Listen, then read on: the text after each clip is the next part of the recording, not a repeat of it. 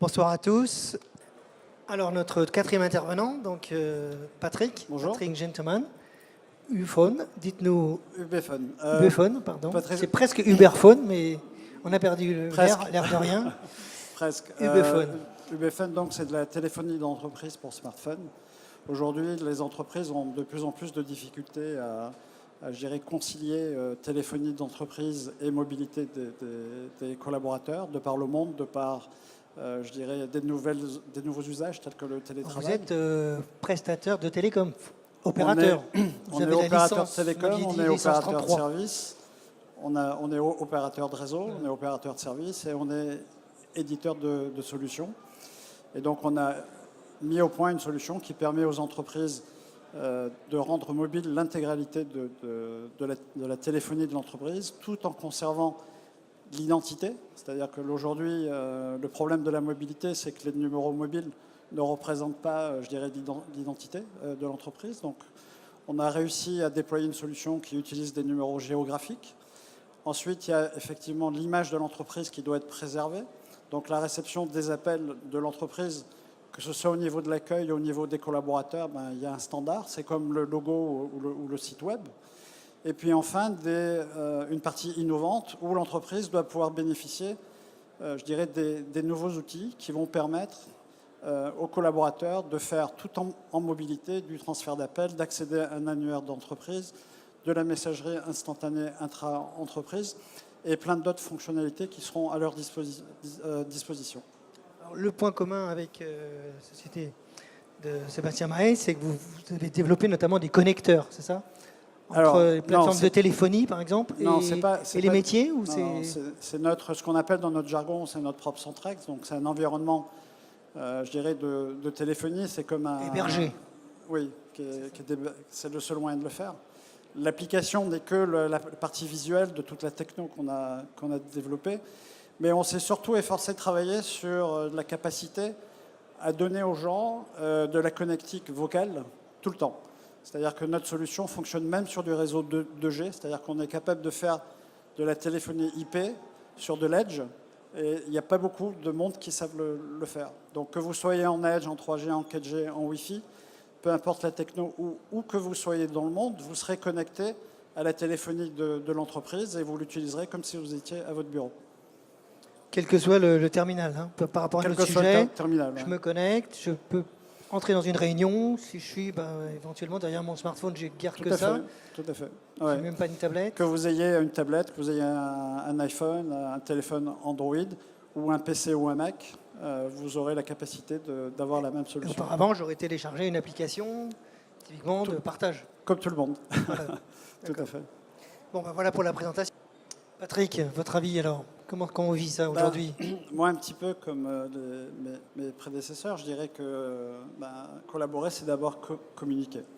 Et les gens ont beaucoup oublié de, je dirais, parler, d'échanger.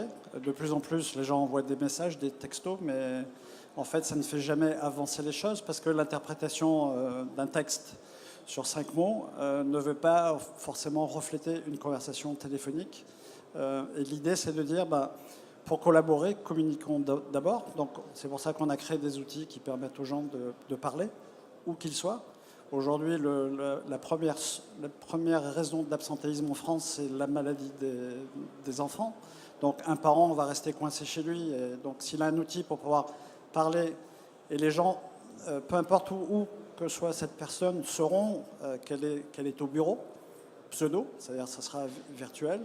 Et on a également créé des outils de type Confroom virtuel, donc qui vont permettre à des gens de se retrouver. Confroom virtuel. Confroom, voilà. C'est le WebEx ou c'est... Non, c'est une Quelle salle de conférence virtuelle. Basique, le WebEx, on va dire c'est le basique, c'est la conférence téléphonique où tout le monde se donne rendez-vous. Oui, on se retrouve la différence. Les collaborateurs de l'entreprise ont une touche sur Ubephone. Ils vont se dire, je me retrouve dans la Confroom. Ils ont rendez-vous à 15h, ils appuient sur une touche, ils sont tous connectés dans cette même confroom et ils peuvent parler comme s'ils y étaient physiquement. Et puis ils peuvent échanger, parler, et puis voilà, comme s'ils avaient une réunion au bureau. Donc c'est le WebEx, mais c'est plus facile, c'est le push button. Oui, si vous voulez, mais tout est relié, tout est dans un outil en fait. Oui, d'accord. Voilà. C'est instantané, quoi. C'est-à-dire que exactement. je n'ai pas à les composer, il n'y a pas le stress de J'ai la connexion, j'ai pas la tel, il me manque un tel, il répond pas, il est sur son mobile, mais c'est un iPhone, il n'est pas compatible avec la ligne que j'utilise. Ils se sont donné rendez-vous. J'ai connu ça, oui. Ça fait partie de la suite des outils qui sont mis à disposition. Et donc, l'ensemble des collaborateurs de l'entreprise y a accès. Et après, on peut en avoir une, on peut en avoir plusieurs. On va dire c'est du pré-connecté, quoi. C'est ça, en fait? La connexion est pré-configurée. J'appuie sur un bouton et j'ai toujours connecté. Un petit peu comme on fait dans la radio professionnelle.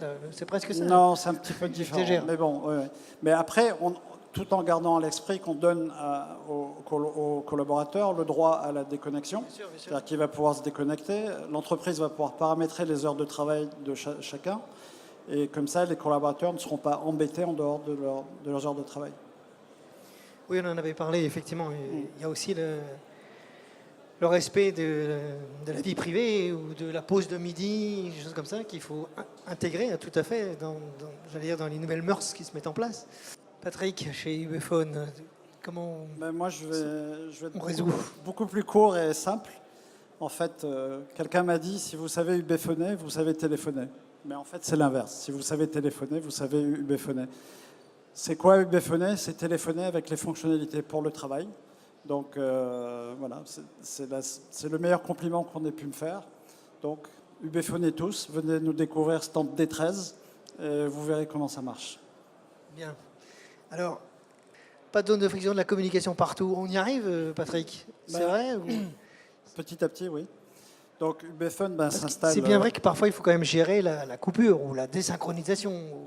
Mais là aussi, ça s'est bien amélioré, ça. Je pense pas, il n'y a pas beaucoup d'acteurs qui savent communiquer sur de la 2G, donc déjà c'est un premier challenge. Donc on est assez unique sur ce créneau-là.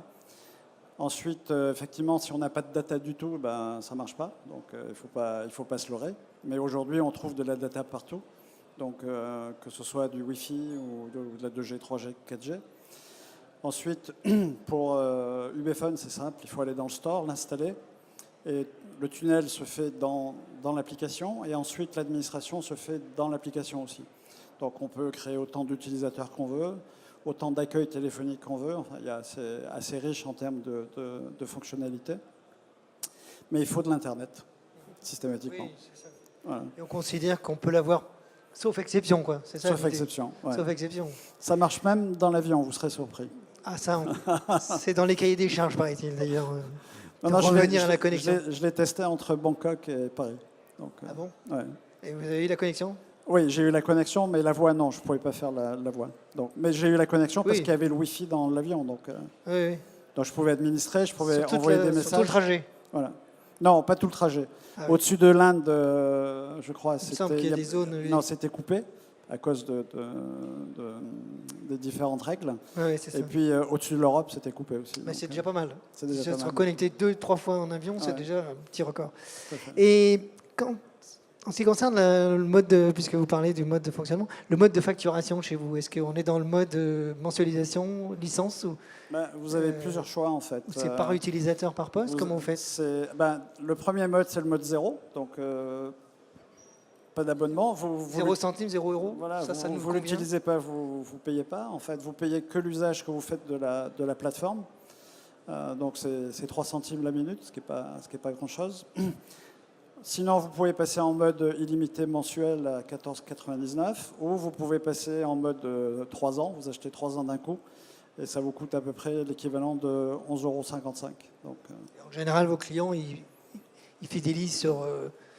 Ils commencent généralement illimité au compteur et il y en a beaucoup qui prennent le 3 ans parce qu'ils économisent 8 mois. Donc, oui, c'est ça. Forfait, le principe du forfait et du bonus. C'est notre méthode. Est-ce que c'est une réalité dans l'entreprise aujourd'hui? Est-ce que les outils ont servi à quelque chose, à faire avancer ça? Oui, c'est une réalité, surtout chez les très grosses entreprises. Parce que là, nous, on voit de notre côté une recrudescence, je dirais, de demandes. Et on commence à travailler avec des gros groupes qui, justement, essayent de mettre en télétravail à peu près 20% de leur force, de leurs salariés, voilà, ce qui est important. Et en plus de ça, il y a un autre mouvement qui est en train de se propager, c'est la non-sédentarité dans les bureaux, c'est-à-dire que le bureau n'est affecté à personne, C'est sur la base de first come, first serve. Donc le premier qui arrive prend le bureau qu'il veut. Et ils ont y compris le patron, le chef de service. Je l'ai vu dans un grand constructeur automobile. Et donc il y a des casiers. Donc chacun des collaborateurs a un casier avec ses affaires dedans. Et il prend le casier et puis il se met à un bureau disponible. Et puis voilà. Et donc le téléphone, c'est un smartphone. Avec nous, on espère notre technologie qui va lui permettre de travailler où qu'il soit.